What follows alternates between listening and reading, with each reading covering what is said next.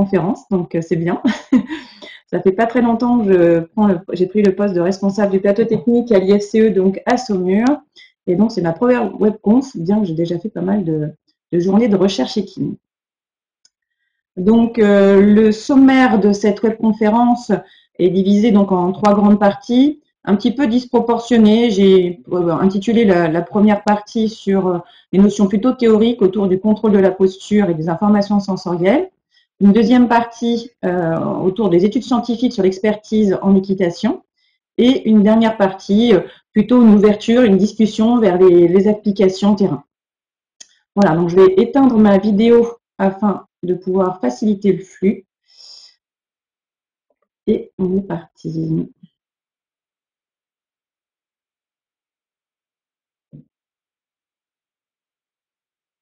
Voilà, je pense que c'est bon.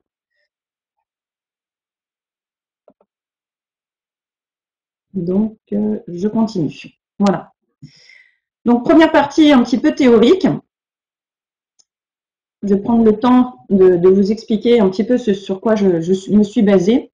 Tout d'abord, l'équitation, il faut bien la définir avant de se lancer dans la théorie. Donc, c'est pour ça que j'ai fait une petite diapo, donc vous montrant que l'équitation, vous êtes tous au courant, c'est une équitation, c'est une pratique vraiment spécifique dans le sens où la performance va résulter d'un couplage entre un animal et un cavalier, dans les différentes disciplines notamment, avec différents types de tâches. Les informations sensorielles, elles vont être un moyen de prendre des informations et d'interagir avec son cheval.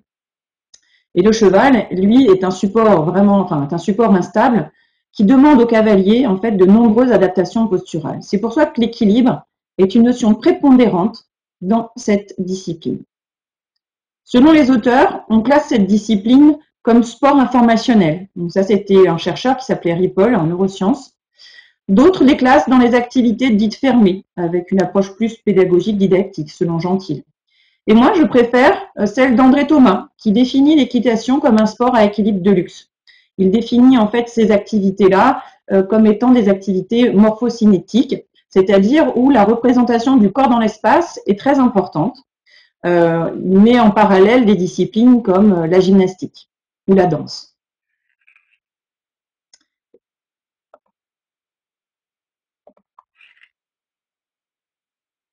Donc, pour commencer, quelques notions théoriques. Donc, afin de percevoir son mouvement, donc le cavalier va avoir des informations sensorielles à disposition, comme son système visuel, son système auditif, vestibulaire, son système proprioceptif. Il y a d'autres aussi sens qui sont impliqués dans l'équilibration. Et donc, toutes ces informations sensorielles vont passer par le système nerveux central qui va traduire en fait ces stimulations vers l'action. C'est un peu pour faire court.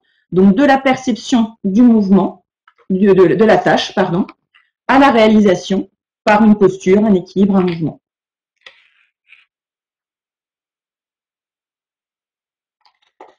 Donc, il existe différentes définitions de l'équilibre. Et Paillard, donc, par exemple, définit la posture comme étant la position de l'ensemble des segments à un instant précis. Mais aussi comme la stabilisation automatique du corps dans un champ, dans des forces de gravité, dans une position standard, caractéristique de l'espace. Ces définitions, en fait, de Paillard ne présentent pas, en fait, de lien avec les informations sensorielles, alors que je pense qu'elles sont vraiment importantes. Donc, je me suis plutôt appuyée sur la définition de M. Massion, qui définit donc la posture comme étant une résultante de 2 fonctions, à la fois de l'équilibration, qui est le maintien en fait de l'équilibre, donc correspond donc à la fonction antigravitaire qui constitue à s'opposer aux forces de la pesanteur. Donc c'est une fonction antigravitaire, donc très biomécanique.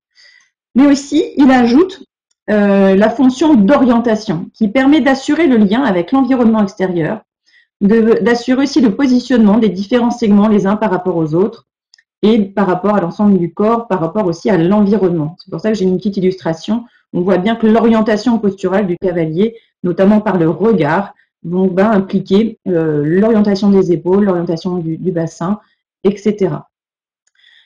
C'est ce qu'on peut rapprocher avec le précepte de Baucher, qui dit que la position précède l'action.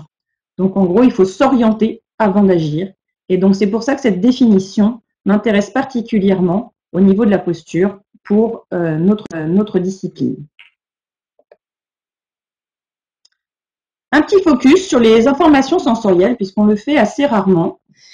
Donc, je vais prendre le temps un petit peu de définir, parce que toutes ces informations sensorielles donc, sont prépondérantes dans le contrôle de la posture et nous permettent de prendre ces diverses informations, on l'a vu tout à l'heure, pour agir.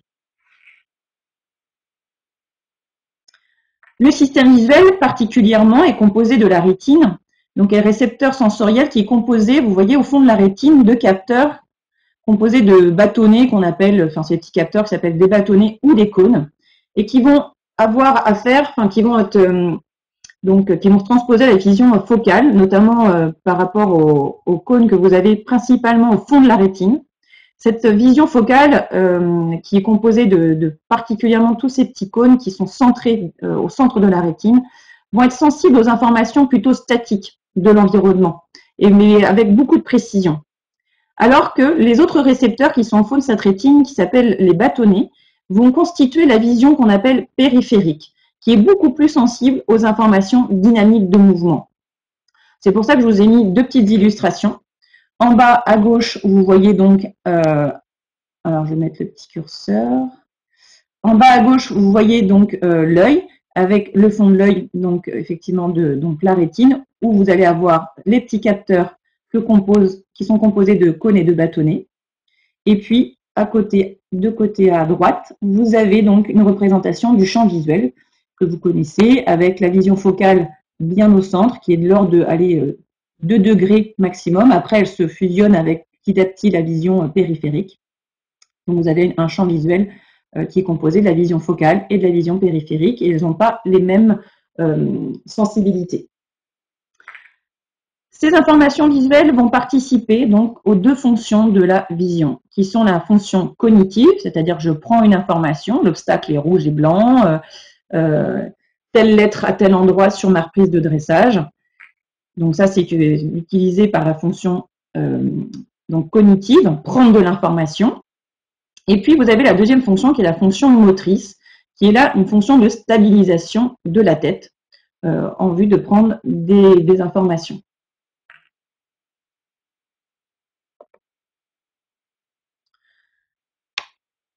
Toujours situé au niveau du segment céphalique, au niveau de la tête, vous avez le système vestibulaire, qu'on appelle aussi couramment l'oreille interne. Vous voyez sur le petit schéma en bas à gauche, donc l'oreille qui est constituée de différentes parties. L'oreille externe avec son pavillon externe, l'oreille moyenne où là vous avez les informations, on va dire sonores qui sont traitées ici. Et puis ensuite, vous avez l'oreille interne, donc voilà, qui est composée à la fois de canaux semi-circulaires et de 2 capteurs donc otolithiques. Donc, ce système vestibulaire donc, est un indicateur de l'orientation du corps dans l'espace. Et c'est particulièrement dans cette oreille interne que vous avez 3 canaux semi-circulaires qui vont détecter l'amplitude de la rotation de la tête. Donc, ça va donner des informations sur les accélérations angulaires de la tête, les rotations de la tête dans l'espace. Il y en a beaucoup lorsque vous êtes à cheval, parce que vous êtes tout le temps en oscillation. Et puis les 2 capteurs donc otolithiques qui sont plus encore à l'intérieur, qui sont dans l'ampoule. Que je vous montre ici, si mon capteur veut bien marcher. Voilà, dans cette zone-là. Et donc, ces 2 capteurs otolithiques, qu'on appelle l'utricule et la sacule, donc vont mesurer eux aussi des accélérations linéaires, cette fois-ci, sur un plan horizontal au niveau de la tête, mais aussi sur un plan vertical. Et donc, ces informations vestibulaires associées aux informations visuelles vont nous aider à stabiliser donc la tête pour pouvoir mieux percevoir. Je vous ai mis une illustration de 2 mouvements réflexes qui sont le réflexe optocinétique, c'est-à-dire que la tête ne bouge pas, mais ce sont les yeux qui vont aller chercher l'information. Et vous avez donc le mouvement vestibulo-oculaire, dont on vous parle certainement assez souvent en équitation, puisqu'il fait le lien entre les mouvements de la tête et des yeux. C'est afin de stabiliser le regard. Voilà. Et donc là, c'est la tête qui reste, qui bouge et les yeux qui sont stables, à l'inverse du réflexe optocinétique. Ce réflexe vestibulo-oculaire est très sollicité en équitation. Notamment lorsqu'on vous donne la consigne de regarder loin, c'est certainement pour cette fonction motrice de la vision qui consiste à fixer le regard à certaines zones dans votre parcours ou dans votre reprise de dressage afin de stabiliser la tête pour pouvoir mieux percevoir les informations de mouvement que vous provoque donc votre cheval. Et puis, ce système proprioceptif, qu'on appelle des fois, on peut retrouver ce type de capteur sous différents types de noms. On peut regrouper aussi ces capteurs, voire avec le système vestibulaire, en termes de somesthésie. Vous pouvez aussi trouver ce terme-là dans la littérature, et aussi la kinesthésie. Mais la somesthésie va englober en fait tous les systèmes, à la fois le vestibulaire et le proprioceptif. Et quand on parle de kinesthésie, c'est plutôt centré sur les informations au niveau angulaire, au niveau des articulations. Voilà. Donc kinesthésie, somesthésie, proprioception. Des fois, il y a des capteurs qui se recoupent, voire non, selon encore les auteurs. Moi, je vais utiliser ce terme-là, puisqu'en fait, je regroupe tous ces capteurs sous ce terme de proprioception. Donc, le système proprioceptif va aussi informer le système nerveux central de pas mal d'informations. Si on regarde donc tous les capteurs que celui-ci regroupe, on peut voir que dans vos muscles, dans vos tendons, nous avons des petits capteurs qui nous permettent d'avoir les informations sur la longueur de vos muscles, sur la vitesse de variation de cette longueur du muscle, sur la contraction musculaire pour tout ce qui est au niveau des capteurs, au niveau des muscles et des tendons. Si on regarde au niveau de l'articulation, nous avons aussi des récepteurs qui vous permettent d'avoir des informations sur l'angle et la vitesse de l'ouverture de votre genou, de votre coude, de l'orientation de votre bassin, par exemple, quand vous fonctionnez. Et puis, vous avez aussi donc des informations, des capteurs, on va dire, proprioceptifs au niveau des articulations cervicales qui sont très riches, du coup, en informations proprioceptives, qui vont donner des informations de mouvement, de flexion-extension, de rotation et d'inclinaison de la tête à travers les vertèbres cervicales. Et puis un capteur qu'on ne parle pas souvent, qui fait partie aussi de la proprioception et qui me semble être assez souvent utilisé donc en équitation, c'est ces capteurs cutanés qui vont permettre de ressentir le contact avec la surface. Et donc nous notamment, on a pas mal de surfaces en contact avec la selle, les étriers et la face interne donc des jambes. Donc voilà, quand on parle de système proprioceptif, comment on peut le définir? Il va nous donner des indications sur votre corps dans l'espace, puisqu'effectivement, toutes ces informations-là sont traitées et donc sont traitées pour l'action. Après, le poids des différentes informations sensorielles dans le mouvement, dans l'équilibration, eh bien, il peut varier avec votre niveau de pratique et avec votre apprentissage. Avec l'expertise, les travaux ont montré que la contribution de ces informations sensorielles, notamment les proprioceptives et spécifiquement auditives, sont prépondérantes dans l'optimisation des coordinations interpersonnelles.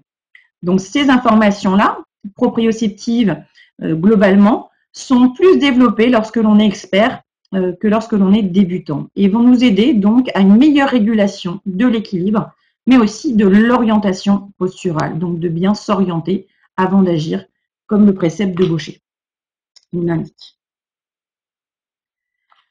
Petite illustration aussi pour vous dire que ben voilà, on a défini globalement la posture avec l'équilibre, l'orientation, les informations sensorielles qui contribuent au maintien de tout ça pour une meilleure perception et équilibration avec votre cheval. Il faut savoir qu'avec la pratique, mais aussi avec l'âge, nous avons du coup des coordinations posturales qui peuvent varier selon l'âge, selon l'expertise, mais aussi selon votre typologie.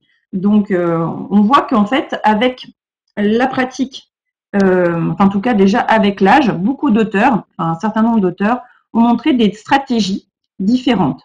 Donc, je vais vous les définir globalement. Donc, ce qu'on appelle stratégie en bloc, comme le nom l'indique, ça veut dire que l'on bloque, par exemple, la tête avec le tronc. Donc, ça ne fait qu'un. Versus une stratégie dite articulée. Ça veut dire qu'on libère en fait les articulations, on les relâche afin qu'elles puissent peut-être mieux fonctionner les unes par rapport aux autres. Elles ne sont pas bloquées les unes par rapport aux autres. Ce qu'on appelle stratégie descendante, c'est-à-dire que les informations vont partir de la tête vers, on va dire, les pieds, vers le bas. Et les stratégies que l'on appelle ascendantes, ça veut dire qu'on prend les informations par les pieds, par le bas, pour les remonter vers le cerveau. Et donc, les travaux d'Assayante ont montré que selon l'âge, de la naissance jusqu'à l'âge adulte, il y a des stratégies donc qui évoluent. De la petite à la petite enfance, on a plutôt, par exemple, une stratégie que l'on appelle descendante, donc de la tête vers le corps, vers les pieds, donc ce qu'on appelle une stratégie articulée. Au niveau du primaire, les stratégies sont un petit peu différentes avec la croissance. Là, on a plutôt une stratégie ascendante, des pieds, des informations plantaires vers la tête, et il fonctionne plutôt l'enfant en bloc, donc il va bloquer, ce qui fait qu'il est certainement un petit peu moins stable. Et puis, vers l'âge adulte, enfin, entre 7 et l'âge adulte, il reste encore pas mal de phases donc à redéfinir. Mais globalement, on a une stratégie plutôt descendante avec des articulations plus libres qui permettent donc une meilleure coordination. Et puis enfin, il y a un certain nombre de travaux qui montrent qu'avec l'expertise sportive, eh bien, ces stratégies peuvent aussi varier. Donc, elles peuvent être descendantes ou ascendantes, mais de manière générale, elles sont plutôt articulées, c'est-à-dire que vos articulations fonctionnent librement les unes par rapport aux autres. Et donc, j'avais commencé par mettre la tête, parce que la tête va être un élément décisif dans ces stratégies, de bloc versus articulé ou descendante versus ascendante, puisque dans la tête, vous avez pu l'observer, nous avons l'ensemble des capteurs sensoriels qui sont impliqués. Vous avez donc la vision, le système vestibulaire et aussi la proprioception. Donc, la tête est souvent considérée comme un référentiel stable, une sorte de plateforme de guidage inertiel, et donc nous allons étudier particulièrement. Avec l'expertise, je vais aller un petit peu plus dans le détail dans les illustrations. Donc, cette stabilisation de la tête est vraiment importante pour avoir une meilleure perception et du coup pour pouvoir mieux transcrire les informations à son cheval et mieux interagir avec son environnement, voir la tâche que l'on a donc à effectuer. Donc, le choix du segment stabilisé va dépendre souvent de la difficulté de la tâche et de son niveau d'expertise.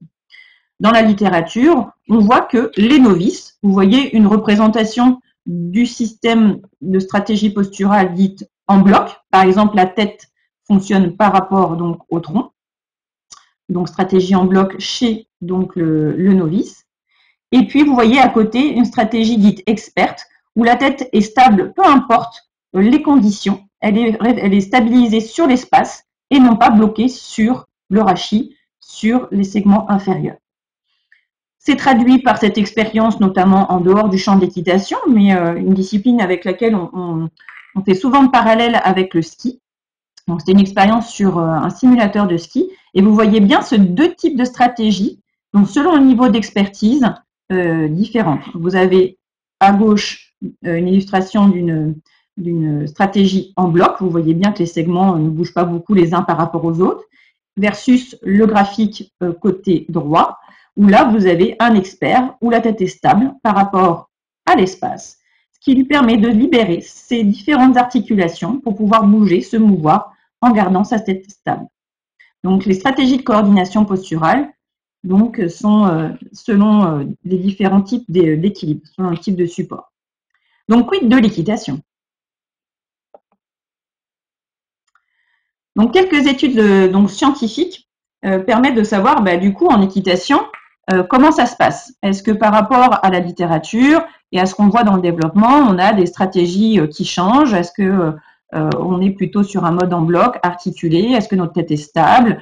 Quels sont les types d'informations qui sont importantes pour nous équilibrer et pour mieux interagir avec son cheval? Il faut savoir que l'équitation, comme j'ai pu vous le dire tout à l'heure, résulte d'une interaction entre un cavalier et un cheval, où le cavalier va devoir gérer en permanence un certain nombre d'incertitudes. On l'a dit tout à l'heure, par rapport au cheval, au niveau des allures, des sauts, des tâches à réaliser, mais aussi par rapport à l'environnement, qu'on soit en manège, en carrière, sur une piste de galop, etc. Et donc, on voit bien que cette optimisation de l'interaction entre le cavalier et le cheval résulte de différents facteurs, à la fois des facteurs psychologiques, des facteurs physiologiques, des facteurs aussi biomécaniques, et donc là, j'ai mis le côté aussi neurosensoriel, et aussi par rapport à vos particularités, vos différences interindividuelles, comme peuvent être le poids, votre taille, la taille de vos segments, mais aussi par rapport à vos informations sensorielles. Voilà, globalement, on a tous les mêmes capteurs, mais le niveau de précision, on va dire, qui n'est pas toujours le même. Voilà. Et après, on sait bien dans la littérature aussi que les facteurs psychologiques peuvent aussi avoir un impact sur la transmission des informations. Si vous êtes stressé, vous allez peut-être réagir plus en bloc, en manière articulée, pour être mieux descendu dans votre selle. Et puis, si vous n'avez pas une condition physique nécessaire, c'est pareil, vous allez pouvoir peut-être vous bloquer aussi. Donc, il est important de travailler sur ces différents facteurs pour optimiser donc sa performance. Qu'en est-il sur les travaux sur l'expertise donc en équitation? Eh bien, de nombreux auteurs, en tout cas plus récents, puisqu'ils ont utilisé des centrales inertielles que vous avez dans vos téléphones portables, que l'on retrouve un petit peu partout. Aujourd'hui, c'est assez pratique, mais on peut manquer un peu de précision. On ne peut pas tout faire avec ces centrales inertielles, mais en tout cas, certains auteurs ont pu montrer que la stabilisation chez les cavaliers professionnels était plus important au niveau de la tête, dans l'allure du pas et du trot. Avec ce même type de capteur, ces chercheurs ont travaillé aussi, ont montré que le bassin du cavalier était plutôt orienté vers l'avant et la colonne vertébrale plutôt redressée. D'autres auteurs, avec des systèmes un peu plus précis mais beaucoup plus complexes d'utilisation, les systèmes optoélectroniques avec des caméras qui permettent de prendre des informations sur chaque petit capteur rétrofléchissant sur le corps du cavalier, donc vous avez un peu plus de précision. Donc ces auteurs donc, ont montré que le haut du corps du cavalier donc, se rapprochait de la verticale donc, à toutes les allures, comme le montre un petit peu donc, le schéma donc, en dessous, le cavalier avancé, donc un rachis beaucoup plus redressé, et que les cavaliers experts donc, pouvaient aussi moduler leur coordination selon la discipline. Donc en fonction d'un cavalier de dressage, vous allez vous coordonner peut-être un peu différemment par rapport à un cavalier de saut d'obstacle. Et puis des études sur les coordinations cavalier-cheval aussi ont montré des différences entre les experts et les novices, notamment sur une étude donc en milieu écologique, comme on dit, en milieu sur le terrain. Donc vous avez des cavaliers en fait professionnels qui sont beaucoup plus en phase avec les mouvements du cheval par rapport donc aux cavaliers novices, essentiellement comme le montre la figure en rouge sur le membre supérieur. Donc c'est la stabilité de la main, du poignet qui permet en fait de distinguer un novice d'un expert, mais aussi la stabilité au niveau de l'angle du mouvement de la cheville sur le plan vertical. Donc, s'il y avait des signatures de l'expertise à tirer de cette étude, ça serait une stabilité plutôt au niveau de la main et au niveau donc de la cheville.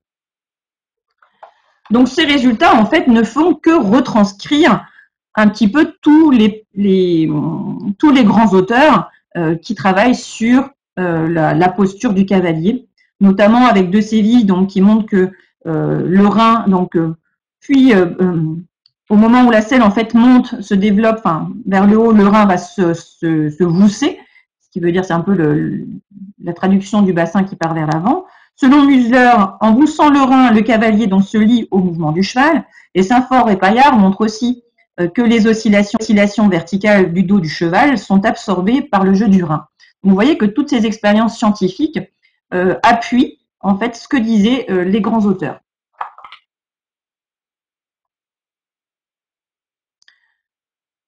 Toutefois, ces études, comme vous avez pu peut-être l'observer, s'intéressent particulièrement à la biomécanique sans se préoccuper des informations sensorielles et en tout cas comment elles peuvent moduler donc ces coordinations, cette stabilité.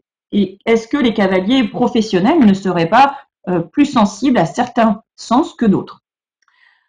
Donc, au cours de ma thèse, j'ai pu mettre en place une étude sur le rôle des informations sensorielles versus proprioceptives dans le contrôle de la posture du cavalier. On avait recruté une bonne vingtaine de participants, des cavaliers professionnels dans le sens où ils montent plus de 35 heures par semaine, hein, c'est leur vie, et des cavaliers clubs qui montent en moyenne 1h30 à cheval par semaine. Et vous allez me dire, mais comment on évalue ces différences interindividuelles? Comment on évalue ces sens? Mais dans la littérature, on trouve différents tests. Et moi, je me suis penchée sur le test de perception de la verticale, qui donne en fait l'évaluation du style perceptif. On l'appelle le RFT pour Rode and Frame Test. C'est un test tout simple où en fait, on va vous mettre la tête dans un tunnel qui est bien référencé. Et on va incliner en fait une baguette qui est au fond du tunnel, à droite, à gauche, avec différents angles. Et on va aussi orienter le tunnel de manière différente. Et puis, au bout d'un certain nombre d'essais, on va calculer le nombre d'erreurs par rapport à la vraie verticale. Et on va en fait trouver deux types de styles. Les extrêmes dépendants qu'on appelle à l'égard du champ visuel. Donc les personnes qui vont avoir tendance à aligner donc cette baguette par rapport au tunnel, par rapport au cadre, ils vont être plutôt dépendants de l'environnement. Et donc on transpose en fait ces personnes qui ont plutôt un style dépendant au référentiel visuel, du coup comme privilégiant les inférences visuelles. Et puis on a aussi des scores où des cavaliers, même d'autres plein de sportifs, puisque ces études ont été menées sur pas mal de cohortes différentes, montre que ceux qui, en fait, alignent cette baguette par rapport à la gravité, qui sont vraiment indépendants par rapport au cadre, qui ne sont pas influencés, et en fait, ces personnes-là privilégient plutôt les afférences vestibulaires, puisqu'elles donnent des informations sur la gravité, et la proprioception, qui elle aussi donne des informations sur le corps dans l'espace. Et donc, ce test-là permet pour moi de distinguer deux populations. Alors, quand on est extrême dépendant versus extrême indépendant. Et après, il y a des profils, bien entendu, qui sont intermédiaires. Et donc, sur l'ensemble de cette étude, nous avons eu un effet donc, de ce style perceptif chez les cavaliers professionnels. En fait, ils ont réalisé moins d'erreurs d'ajustement de la baguette à la verticale que les cavaliers club. Ce qui veut dire que les cavaliers professionnels se baseraient plutôt sur un référentiel gravitaire, privilégiant les afférences vestibulaires et proprioceptives, par rapport aux cavaliers club, qui, eux, seraient privilégieraient plutôt les afférences visuelles pour s'équilibrer. Ce qui va dans le sens de la littérature, où on voit en fait qu'avec l'expertise sportive, et il n'y avait pas encore d'études sur les cavaliers, on avait tendance à être plus sur les informations proprioceptives au sens large. Comment ça se passe quand on est à cheval?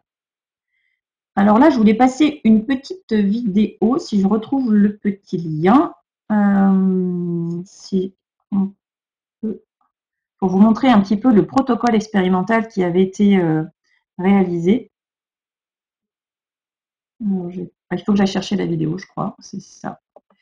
Si vous avez quelques minutes.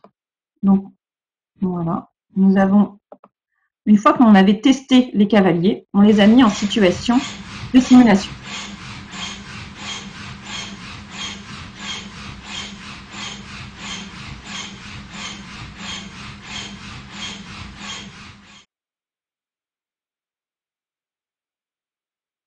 Je vais retourner sur la webconf.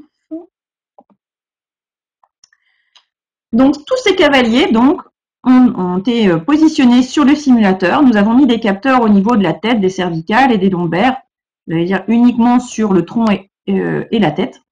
Et on les a en fait passés sur le simulateur dans différentes conditions de vision pour venir perturber, on va dire, la vision fovéale versus périphérique. Donc, on a testé un petit peu, voire sans vision du tout. Donc, on a eu une condition avec vision normale, comme vous avez pu le voir tout à l'heure. Une condition dite stroboscopique. Pourquoi le strobe? Parce que le strobe va, comme vous allez peut-être en discothèque de temps en temps, en boîte, peut-être plus maintenant avec le Covid, mais en tout cas, quand on a le strobe, qu'est-ce qu'on voit? On voit en fait que son mouvement est haché, c'est différent, on voit en statique, on est décomposé en plusieurs mouvements statiques. Et en fait, ces informations de mouvement, pour moi, elles étaient prépondérantes pour les cavaliers professionnels pour s'équilibrer. Parce qu'on se dit souvent que la vision périphérique, elle est sensible aux informations de mouvement. Et on dit aussi souvent que la vision périphérique est importante pour se stabiliser. Donc, j'avais fait cette condition, vision stroboscopique, plutôt pour perturber mes professionnels. Et pour perturber les informations dynamiques de mouvement qui sont normalement très importantes pour l'équilibration. Nous avons une condition de référence, c'est-à-dire sans la scène, et puis une autre condition avec aucune afférence visuelle, aucun moyen de voir la scène, avec des lunettes occultantes. Les résultats de cette étude ont montré que dans tous les cas, les cavaliers professionnels se distinguaient des cavaliers amateurs, amateurs club, au niveau essentiellement de la tête, du segment céphalique, avec moins de déplacement au niveau de la tête. Nous avons une tête plus stable chez les cavaliers professionnels, et peu importe les conditions de vision, ils ont toujours été plus stables que nos cavaliers club.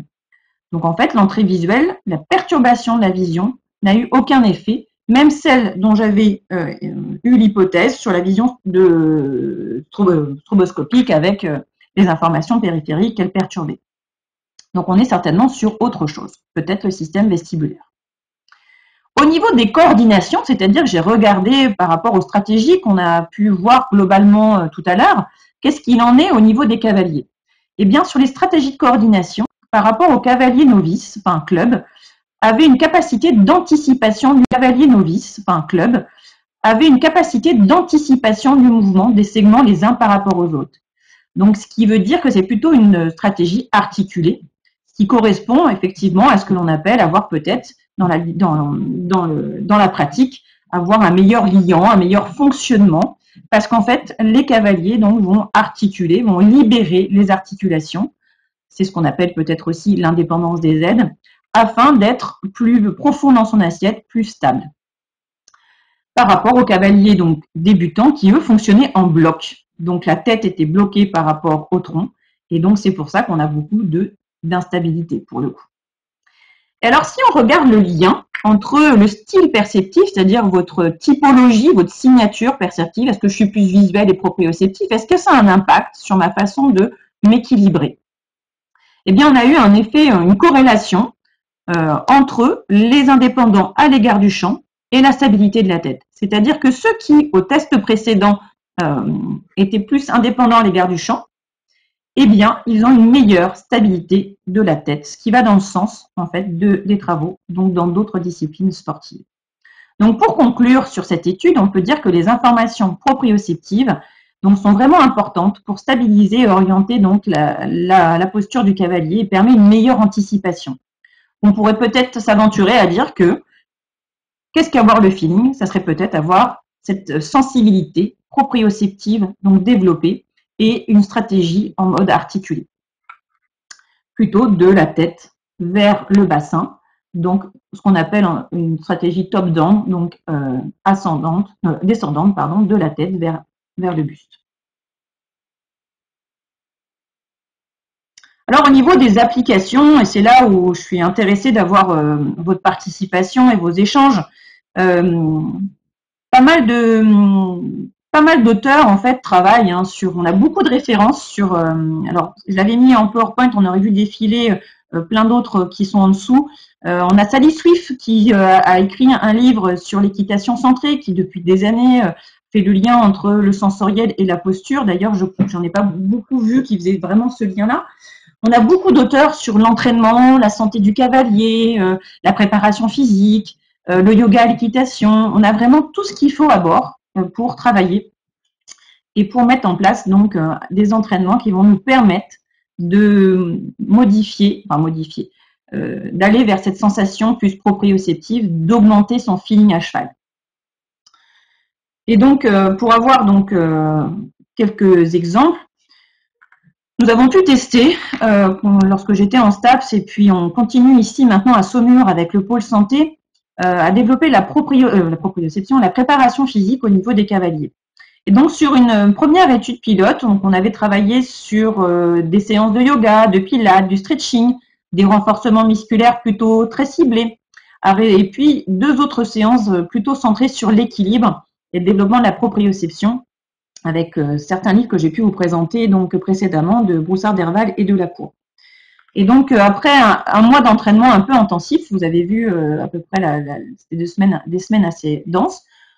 Comment on a évalué l'équilibre? Eh bien, on a vu qu'on avait sur un équilibre donc bipédique en posture debout, rien à voir avec la pratique de l'équitation, mais est-ce que cette pratique avait déjà de la prépa physique un effet sur sa posture au quotidien? Eh bien oui, on a eu une diminution du poids des afférences visuelles dans le moyen de s'équilibrer. C'est-à-dire qu'en fermant les yeux, les cavaliers étaient plus stables, enfin pas plus stables, avaient amélioré en tout cas leur score yeux fermés par rapport au tout début quand on les avait évalués donc sur leur équilibre avant la préparation physique.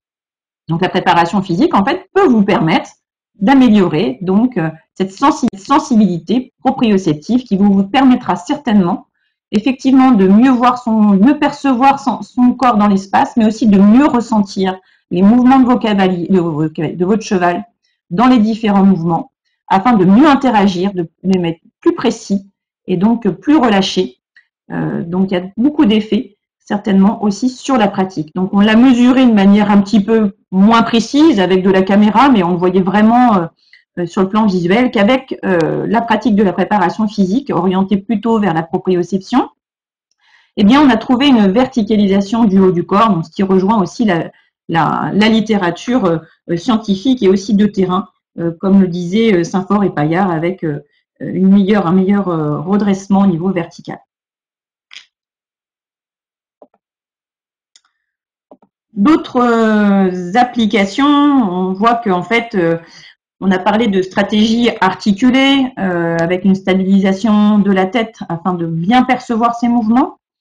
Donc, on pourrait aussi, il y a beaucoup de livres qui travaillent sur la mise en selle.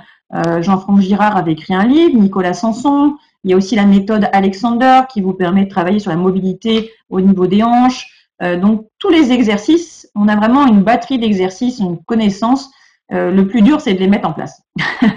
Voilà, mais en tout cas, la mise en selle va vous permettre d'améliorer cette sensation de votre fonctionnement et ces sensations à cheval. C'est très important de continuer ces séances de mise en selle qui, en fonction de l'âge, en fonction du niveau de pratique, peuvent aller de quelque chose de très simple à quelque chose de très, très spécifique pour un cavalier de haut niveau.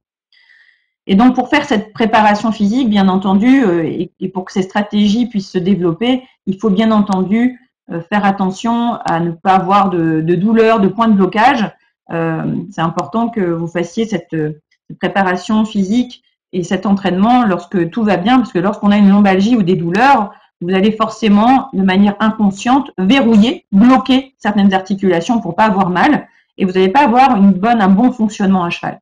Donc, il est important de vraiment faire attention à sa santé, à ses douleurs, pour mieux fonctionner à cheval, sinon vous allez forcément les répercuter au niveau de la locomotion de votre cheval. Et si jamais on parle d'asymétrie, c'est pareil, vos asymétries vont se répercuter aussi au niveau de votre cheval. Donc, il est important de traiter ces douleurs et de faire de la préparation physique afin de rééquilibrer votre corps si jamais il y a quelques petites asymétries et quelques douleurs. Sinon, voilà, on a beaucoup d'auteurs qui ont travaillé sur la mise en selle. Alors, je m'excuse, j'en ai peut-être oublié d'autres, mais en tout cas, il y en a un certain nombre. À nous de les appliquer maintenant. Et puis, sur d'autres travaux que j'ai pu mener, on voit bien par rapport à l'étude terrain que je vous ai montré tout à l'heure, où on voit une stabilité de la main et de la cheville à cheval. Eh bien, sur simulateur, on a exactement à peu près les mêmes patterns de coordination, on a à peu près le même fonctionnement sur un simulateur que sur un cheval. Même si on n'a pas toutes les incertitudes, on n'a pas toutes les forces exactement de la même manière, mais en tout cas, on a la même posture et on a à peu près les mêmes fonctionnements, les mêmes stratégies sur un simulateur. Donc, du coup, l'utilisation d'un simulateur pourrait être aussi prescrit pour améliorer votre fonctionnement, pour travailler sur des points précis parfois. Donc, il ne faut pas, voilà, c'est un outil qui coûte peut-être aussi un peu cher, mais certains moments, quelques focus, vous pouvez peut-être faire des stages là-dessus. Donc, la simulation peut être aussi un bon outil pour accélérer son apprentissage et améliorer sa proprioception, sa perception de son corps dans l'espace. Et puis, pour terminer sur le plan, alors on a vu la préparation physique, donc une préparation globale, on va dire, avec une orientation plus proprioceptive, vers la proprioception. Deuxième point, améliorer son fonctionnement pour aller vers une stratégie en mode articulé, ce qu'on appelle du coup améliorer son fonctionnement à cheval, le lion. Et puis, développer ses informations sensorielles à cheval, ça peut être, j'avais eu l'occasion de rencontrer Laurent Polvé qui travaille souvent avec des non-voyants et du coup, il a aussi mis en place des lunettes opaques pour les cavaliers qui étaient voyants dans sa préparation, enfin dans le fait de monter à cheval. Et donc, il voyait des améliorations aussi du cavalier en travaillant avec des lunettes opaques. Donc, je l'avais rencontré il y a un petit bout de temps. Je ne sais pas s'il continue à travailler avec cette méthode et il avait des bons résultats. C'est pour ça que je l'ai transposé ici. Et puis, je voudrais prendre un petit peu plus de temps sur la méthode de Xavier Delalande sur l'équitation par le rythme. Aujourd'hui, on voit beaucoup de travaux sur l'amélioration de la locomotion et la musique et l'audio, notamment sur des personnes en réhabilitation. Donc la musique, les stimuli audio ont un rôle important dans l'amélioration de la locomotion. Donc, quid de cette pratique sur l'équitation? On voit bien qu'elle module le rythme cardiaque et la respiration, donc ce qui pourrait supprimer donc les apnées du cavalier lors d'enchaînement à l'obstacle. Et pour terminer, une petite perspective d'entraînement. Voilà, aujourd'hui, dans d'autres activités sportives, on voit que les neurosciences investissent le terrain, notamment avec le développement d'entraînement visuel comme un neurotracker, l'entraînement par la musique avec des feedbacks audio, l'entraînement avec la réalité virtuelle pour permettre de travailler certains points et de limiter les blessures. Voilà globalement des perspectives qui pourraient être intéressantes de tester. Et je vous remercie de votre attention pour cette webconférence. Avec 3 points à retenir, bien entendu. Il faut noter la proprioception. Effectivement, c'était là-dessus que je voulais faire un focus. Donc, développer une plus grande proprioception vous permettrait de mieux fonctionner, donc certainement à cheval, être plus efficace et plus efficient. Travailler aussi, donc ce qu'on a vu, c'est les stratégies posturales, avec une stratégie plus articulée. Donc, la stabilisation de la tête vous permettrait d'avoir une meilleure stratégie articulée par la mise en selle, on l'a vu, les entraînements spécifiques. Et enfin, il est important d'intégrer une préparation physique spécifique dans vos routines d'entraînement, à la fois à l'échauffement, en corps de séance et à la récupération.